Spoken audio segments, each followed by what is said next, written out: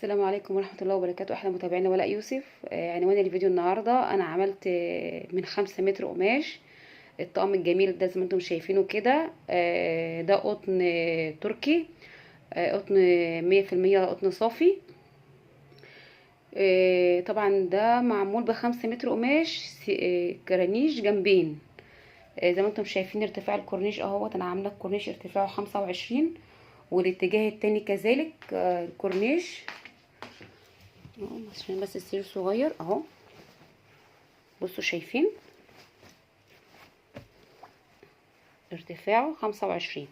يبقى انا كده عملت العنوان بتاع الفيديو بتاعي زي ما قلت لكم 5 متر قماش. عملت الطقم الجميل ده 4 قطع، 2 خداديه ومخده طويله، والملايه السرير 180، 2 جنب كورنيش. ليه طبعا انا عملت طبعا الكرنيش عملتها قصيره عشان خاطر ان القماش يقضي. طبعا انا عايزه اوريكم الختم اللي على القماش ده، لا ده مش الختم بتاعه مش ظاهر. بصوا ده قطن 100% على فكره. الازرق بتاعه هو مش ازرق يعني فاقع قوي، لا هو الازرق بتاعه يعني ايه، هادي شويه عن التصوير. هو تقريبا كده اللون الحقيقي زي ده كده. ده اسمه تاج جوبير. انا جبت الجوبير ده، كلفته كده. جوبير ده 6 متر لفه بتيجي على بعضها 6 متر جوبير. وعملت كمان كوشن. بصوا بس هو الكوشن بصراحه اللي القماش ما كفاش فيه، حطيت فيه قماش من عندي، كان عندي قماش ساده ازرق حطيته في الدار. حتى في اختلاف كمان فهو بين اللون الاصلي بتاع الملايه والكوشن، بس هو كده كده اصلا يعني هو هيكون متداري. فانا عامله عشان بس الطقم يعني ايه يبقى مميز شويه ان يكون معاه كوشن كوشن والاتنين خداديه والمخده الطويله. وزي ما انتم شايفين التاج اهو. التاج ده طبعا ليه طريقه معينه في التركيب، اللي هو ده اسمه جوبير، اسمه جوبير التاج. طبعا بصوا انا دايسه عليه خياطه عشان بس انا دايسه انا بالازرق، ما اكونش شغاله في حاجه زرقاء او حاجه يكون في وشي او حاجه زي كده، بتبقى محتاجه ان انت تخيطي بلون نفس لون القماش.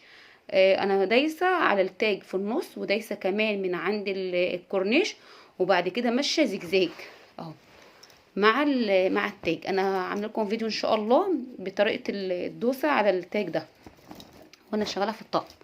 بس انا دلوقتي حاليا بس ايه بصور لكم الطقم الجميل ده. بصوا انا دوسته الاول هنا شيمه كده فوق الكورنيش على طول. بصوا اهي، بص ده نزلته كده ومشيت على الخط المستقيم اللي هو هيكون فوق الكورنيش على طول.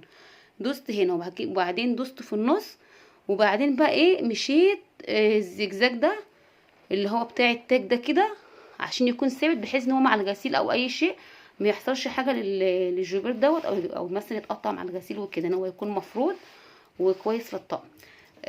بصوا التاج اهو ما شاء الله جميل اهو. بصوا هو اللون على فكره فيه بينك خفيف اهو. هو طلب العميله كانت عايزه طبعا، هو ده قطن 100%، فانا عشان ما اكلفش الطقم اكتر يعني، لان انا جايبه اصلا قماش بس للطقم ده 5 متر قماش حوالي 900 جنيه، غير التاج ده كمان اللفه فيها 6 متر ب150 جنيه. يعني كده الطقم كده اتكلف ب1050 جنيه غير المصنعيه بتاعت الطقم. فانا مش عايزه الطقم ان هو يعدي اكتر من 1300 او 1250، فعشان خاطر اكلفه له اكتر من كده هيبقى مبالغ فيه بصراحه. وكمان انا كنت قايله كمان بصراحه للزبون ان هو ايه الطقم هيخش في 1100 1200 بالكتير. فانا بقى عايزه اعمل حاجه ان انا ما اطلعش فوق اللي انا قلته للعميل. ادي اهو. وفي كمان طقم كمان هوريكم كمان، هما طقمين، اللون الازرق ده واللون التحفه ده. بصوا بقى اللون الجميل قوي قوي قوي ده لون منت. هو طبعا في الصوره يعني جاي تقريبا كده اغمق درجه، بس هو ما شاء الله تحفه جدا جدا جدا في الطبيعه. ده كمان بقى انا هوريكم بقى ايه الازرق كمان عليه ختم كمان. بصوا الختم اهو ان هو 100% قطن وميدن تركيا اهي، ميدن تركيا اهي، و100% قطن اهي، قطن 100% قطن. القماشه اللهم بارك. بصوا هي فيها ايه بقى، هي مش يعني الساده بتاعها مش ساده خالص، لا هو في تشبيحه كده في القماش اهي. وبعدين بقى قطن صافي بصراحه، يعني هو قطن صافي، بس هو القطن الصافي طب بصراحه جميل، بس هو عيبه الوحيد الكرمشه. يعني عايز مكوى بصراحه، يعني هو عيبه الوحيد اللي هو الكرمشه. انا بقى طبعا ده كمان جبت فيه 5 متر قماش، بس طبعا الطقم ده ما اخدش 5 متر قماش، لان هو انا عملت الكورنيش مختلف عن الكورنيش التاني. الكورنيش التاني انا عاملاه بارتفاع 25 سنتي، اما الكورنيش ده انا عملته طبعا بارتفاع السرير، يعني هيكون مثلا 55 سنتي من الاتجاهين. بصوا الاتجاه التاني اهو كمان الكورنيش 55 سنتي. طب انت حليتي الموضوع ده ازاي؟ ان هو انت عملتي طبعا ب5 متر قماش الكورنيش ده، وكمان 2 خداديه ومعاه كمان كوشن والمخده الطويله اهيت، السرير 180. بصوا بقى انا عملت ايه. الطول ده انا جبت الطول ده طبعا هو ده طبعا زي التاني 5 متر قماش جبته ب 900 جنيه، وجبت كمان طول بحوالي برضك 150 او 160 الطول ده للطقم. طبعا انت هتعملي ايه بقى عشان خاطر انك تشتغلي الطقم دوت وما يكلفكيش قماش كتير؟ انا طبعا كلفت عليه قماش، بس طبعا كلفت عليه قماش بقى ايه، ساده من القطن اللي هو قطن العمريه، يعني ده قطن التركي ابو 170 المتر. لا انا بقى طبعا انا كده كده اصلا عايزه ان انا اكمل الكورنيش خريطه طويل. عملت ايه بقى؟ بصوا حتى في اختلاف من اللون ده واللون ده، ده اللون الاساسي للطقم تمام. انا جبت بقى القماش الساده دوت عشان خاطر احطه كبطانه للطل بس مش اكتر، فانا طبعا انا حطاه يعتبر كبطانه للطل بس. لكن قماش الطقم الاساسي 5 متر قماش، اللي هو ده 5 متر قماش من القماش القطن التركي اللي هو قطن 100%. وكلفته يعتبر ان القماش اللي انا حطيته اللي هو القطن العادي تحت الطل يعتبر ده تبع الطل، ما يعتبرش ان هو تبع قماش الطقم، يعني هو اصلا هو بطانه للطل.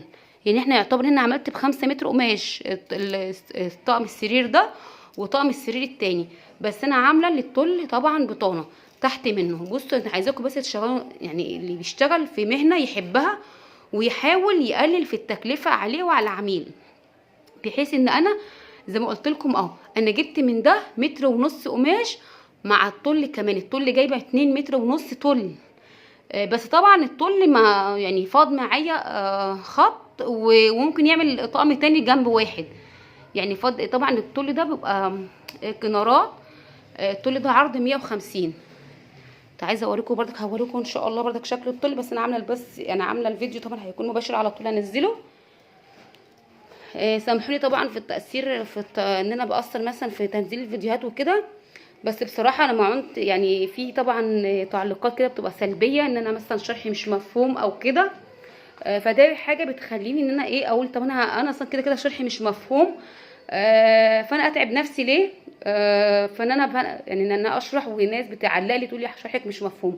انا يا حبايبي انا بنزل الشرح، يعني بس انا بنزل حاجات مفيده، مش ان انا مثلا بشرح من البدايه.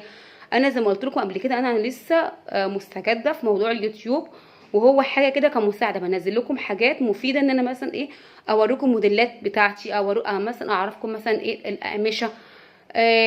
طبعا في حاجات كده انت لو ركزتوا في الفيديوهات اللي انا بنزلها خدي مني الفينش، بلاش لازم تتعلمي معايا من البدايه ان انا مثلا اقول لك الاساسيات بتاعت الطقم المفروشات ايه، لا خدي مني الحاجه اللي تنفعك. يعني انت مثلا في واحده معلقه لي انا بستفاد منك بس عايزه ان انا اقعد افهم غيري مش هيفهم، طب اعتبري نفسك انا مش شغاله للمبتدئات. انا مثلا منزله طريقه عمل خداديه، طبعا لو مبتدئه مش هتعرف الطريقه ازاي لان هي لسه مبتدئه من البدايه. انا المبتدئات منزله مثلا طقمين للمبتدئات، لكن انا لسه في فيديوهات كتير هنزلها، بس انك تعلقي على انك مش فاهمه او كده قولي مثلا يعني ايه المره الجايه ان شاء الله انا هحدث من نفسي. لكن انا في حاجات بنزلها مهمه لو ركزتي معايا فيها في طرق الخداديات او مثلا طريقه الشقه اللي انا قلتها بتاعه الكارنيشات المصريه او الفينش او المكوى او التغليف او كل ده، صدقيني هتطلعي الشغل مميز جدا جدا. سيبك انت من انا اقعد اشرح لكم من البدايه واقول لك هتعملي طقم السرير ازاي وهاخد كام متر قماش والكلام ده، الحاجات اللي هي البدائيه. لكن عادي انت ممكن انا اقولها لك وتفهميها مني، لكن مش هتطلعي شغل كويس وان هو يكون بالفينش كويس.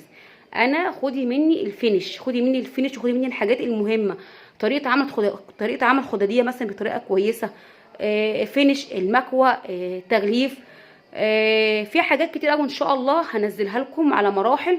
بس انا طبعا انا شغاله لوحدي، فان انا مش شغاله على اليوتيوب مثلا ان انا عاملاه ان هو يكون ربح ليا، لا انا عاملاه ان هو يكون تعليم للبنات المبتدئه او اللي عايزه تتعلم فينش كويس، ايوه عايزه مثلا تحسن من شغلها انا طبعا ده جنب شغلي وشغل بيتي، وان انا مثلا بجيب شغل غير كده كمان. انا لسه بادئه موضوع ان انا ان شاء الله ببيع الخامات. انا عندي ان شاء الله انا ببيع قماش دفايات، وعندي كمان قماش العمريه. جبت كذا توب كده يعني ان شاء الله هصور لكم باذن الله عندي في المكان اللي هو فيه الشغل بتاعي، الأقمشة والجبرات وكل الحاجات ان شاء الله هوفرها للبنات اللي هم طبعا من اماكن بعيدة، واللي دايما بيتخموا في الخامات سواء في قماش العمرية او في اي قماش تاني. ان شاء الله ان شاء الله هحاول بقدر الامكان انزل لهم القماش. وطبعا كل قماش هقول لكم ده نوعه ايه او ده سعره ايه. حتى لو بورصل مفتوح او بورصل مفروض، احنا قلنا القطن العمريه طبعا في بورصل مفتوح وفي بورصل مقفول. الوقت اللي احنا فيه ده عاد ما يفرقش طبعا. البورصل المفتوح والمقفول لا، اللي يفرق ان القماشه تكون كويسه. بسبب الغلا عاد دلوقتي فيه قماشه